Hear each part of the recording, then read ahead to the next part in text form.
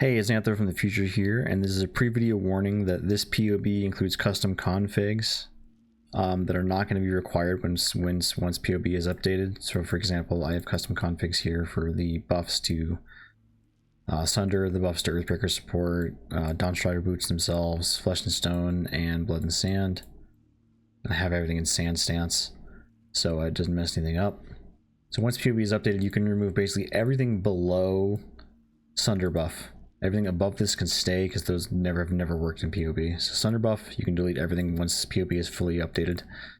But as of right now, these custom configs are needed to get our proper DPS and defenses. Alright, peace out. Hey, what's up? It is Xantho here, and I'm nearing the final version of my League Starter Sunder Totems Champion PoB. So I'm just going to show some gameplay of last league's version. This is actually in standard, so it's not last league's version, it's just a kind of a replica of last league's version, with the Bringer of Rain and everything. Next league's version will actually deal slightly more damage and be slightly tankier. It's gonna have less total HP, but be slightly tankier in the sense that a 68-65 block rather than 50-50. So also it's going to be a lot higher quality of life because you're not going to have to put down your Sister Protector totems, and your Stormboss mines, which are important for single target damage, are pretty much going to be thrown out 3 throws and they're instantly all out, 18 of them too, which means you're getting more damage out of them. Here you have to mainly throw 15 mines on bosses, before they spawn, as they spawn. But next league, your Stormboss mines, you can even detonate them because for the frenzy charges from charged mines if you wish. Because the throwing speed is so high, you're going to be able to put out so many Stormboss mines at the same time. Because you're going to have a 4-link of Stormboss mine, minefield, charged mines, and swift assembly. Swift assembly is optional, and so is charged mines, honestly. You only really need the 2-link of minefield and Stormboss mine. But I simply am going to want to try to detonate them for the frenzy charges. So watch how nice the taunt is. See, you're never getting even attacked by enemies. You're not even getting attacked because the bosses will be honed in on your totems because they have taunt.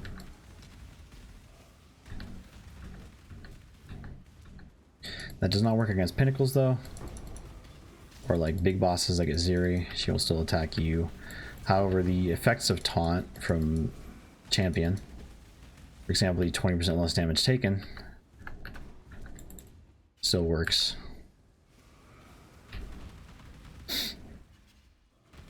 Which is nice because the totems will apply taunt to the enemy, and then you will take 20% less damage because you have not taunted the enemy. Which means in the endgame version we cannot use war cries because all war cries taunt. Every war cry taunts. Which means no automated war cries in game version, but we are going to be using war cries for the leveling, which is going to be self-attack Sunder. And Sunder is going to be amazing for leveling next league, trust me. I even leveled with Sunder last league, which is this league, Necropolis League. I'm talking about next league. I'm also going to be using the self-attack Sunder. But self-attack Sunder is going to be majorly buffed, so. And I'm probably actually going to do some Aziri farming early league, because Aziri is actually really profitable early league. People forget about her, but fragments are cheap from other players. Her drop pool is really good early on. Oh, mirror. Gotta change over here. And she's a relatively easy boss if you have a good build for her. So look, there we go. Slink boots. Those are 30C day 1. So you can start farming Aziri early. Boom. 4C for the fragments. Probably not even 4C. And boom, you got 30C profit. So my portal. Yeah, I was doing some testing the other day. Right in here somewhere. Where is it? It's Uber Aziri farming as well. This build is capable of doing Uber Aziri on a really cheap, tight budget as well. I had a tab. There we go. I was just testing her drop pool. I got a bunch of flasks, bunch of boots, couple of these are like 100C day one as well, cold versions that are anti-invitation, and the physicals are like 250, 300C because CF champs want them. CF champs want them because you have to use hemophilia gloves. Although there might be a lot more Glad champs. Sorry, not Glad champs, Glad CF builds. Maybe the belts will not be as expensive, but the cold versions definitely will still be 100C day one and two.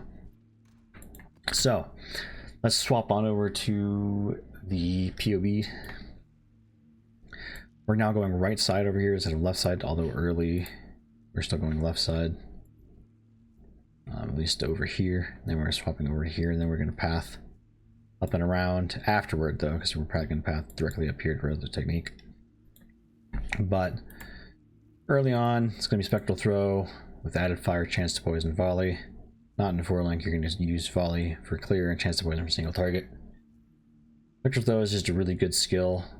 Position yourself well, it does high damage against single target, and it does great, fantastic for clear. Basically pierces without the pierce gem, which is also amazing. It's just fantastic early.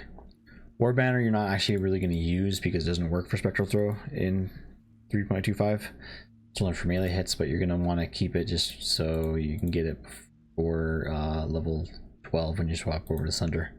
It's going to be Sunder, added fire, chance to bleed. Chance to bleed is getting its added physical damage removed. However, the bleeding is actually considerable when you have a really big hit like Sunder. So if you actually do proc that bleeding, it's going to do quite a bit of damage. So it's at least worth it to throw in there, and there's really no better support at level 8 other than maybe added cold, added lightning. I'm not even sure if duels can even get those gems. I think duels can get added cold, maybe not. Ruthless is probably better. Yeah, probably actually would go with Ruthless, so probably gonna switch that in the PoE. But yeah, I have all the leveling stuff updated. 30th end of campaign, early map respec, which you can just hop over to 5 link Sunder. Got your war cries here, blood and sand, word matter, flash and sun, Putter's mark, your boss mine setup, and then our full swap to totems. Now you can't swap totems early because you need Dawn Strider boots. Dawn Strider boots are dropped from Exarch, which means people have to be at least, you know, done all their T16 maps. Not all of them, but get to T16 maps and do their Exarch progression, Exarch and Eater progression, which means they're not going to be available early. However, the fastest players are going to be able to do those in like less than 8 hours. So there might be some on the market early.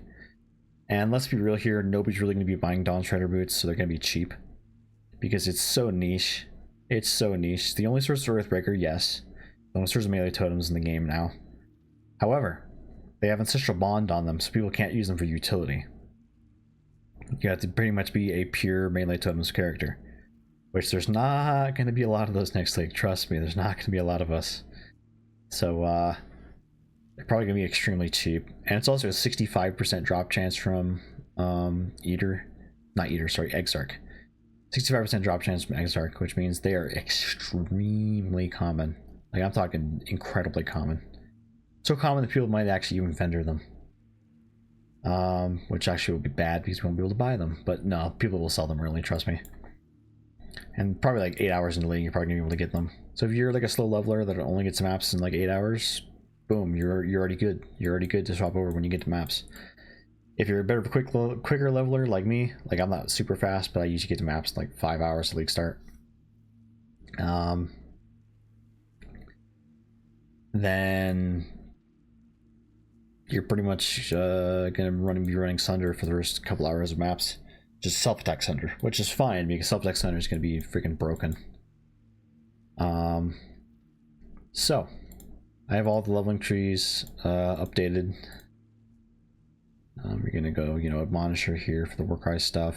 You're gonna get Impaler for the Impale stuff. You're gonna swim doing here. You get all the Impale chances you can. See, when you do rip off your Impale with the Impaler, boy, is it gonna do a lot of damage. Then, of course, your first lab is going to be Master of Metal, which is going to be amazing. When you get Facebreaker, try to get Facebreaker as early as you can. 28 is the... Actually, no, I think Facebreaker is level 16. You can literally get Facebreaker level 16 if you want to. But you're not going to have a lot of flat fizz for it. Pretty much your only short swap is going to be Iron Rings. Try to get a Medjugorj's Girdle if you can. It's a level 8 item, so try to get those early. Medjugorj's Girdle plus a couple Iron Rings plus Master Metal. You should be good to go. Facebreaker. You don't really need Medjugorj's Girdle, you just kind of just need Impale chance. So Impale support might honestly be a good idea, just so you can get the the guarantee of getting that additional fizz for each Impale an enemy. Because you're with Impaler, you're gonna boom Impale on your first hit, and then it's gonna have 5 additional. It's gonna have 5 Impales on it, so your next hit is gonna be absolutely monstrous once you have those 5 Impales on the enemy. And you also get 6 Impales and then 7 Impales here, but Impaler only gives you 5. So actually, what is that? Evict 5 additional Impales and enemies Impales. Okay, so that's actually going to be 6 Impales.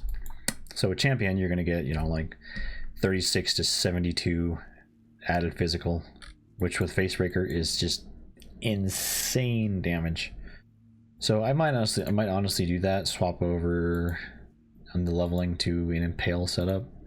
I mean, with the Impale support gem, just for the consistency.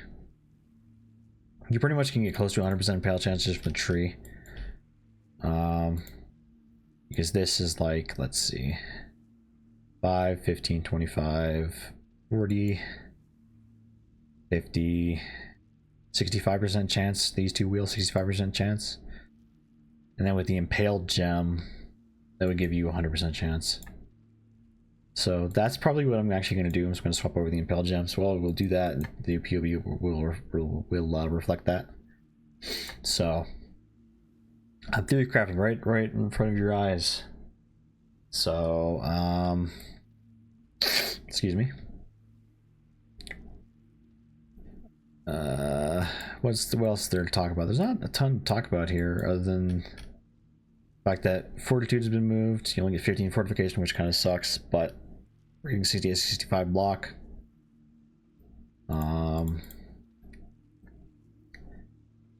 We get Adrenaline now, which is amazing because you can pretty much just go. Let me refund my Fortitude real quick so I can show you. Since we're slightly above low life, you can pretty much just hit your life flask to go above low life, and then I now have Adrenaline for 20 seconds.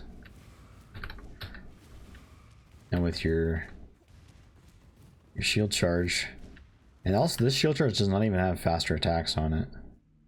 So if I were to put faster attacks on the shield charge, which I'm actually going to be able to next league because of all of the gems we get to drop Scissor Protector, we get to drop multiple totems, we get to drop Dread Banner, we get to drop a lot of stuff, and we also get the benefit of having a body armor now instead of using Bringer of Rain, because our 4 link is going in our boots. So we have a lot of open gem sockets. So that's gonna be really nice. So faster attacks plus your Adrenaline, because once again, I'm low life right now. I'm above low life. Boom, Adrenaline. And my shield charge is super quick, snappy, responsive, even without faster attacks. And we're gonna have faster attacks, so it's gonna be really nice to have Adrenaline. It's also 100% damage, and 10% fizz reduction, top of the 25% increased attack, cast, and movement speed. So yeah. And also you recover 20% of life when you get Adrenaline, which is cool, I guess, if you're chunked to low life by a hit. I mean, chunked really low, which is nice. Also, you can aim and Intimidate, which is nice, just extra damage. And remove ailments when you gain Adrenaline.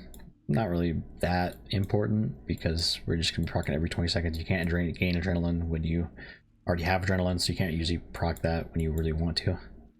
I mean, to remove ailments, you proc it exactly when you want to, just when you actually want the Adrenaline buff. But decided not to go precise technique because it was just too much pressure on the passive tree to go Eagle Eye and Weather Hunter and Thin and Precision. So Resolute technique it is. So with that said, I'm gonna update the PoB with a little bit of changes that I actually mentioned in this video, and peace out, you guys.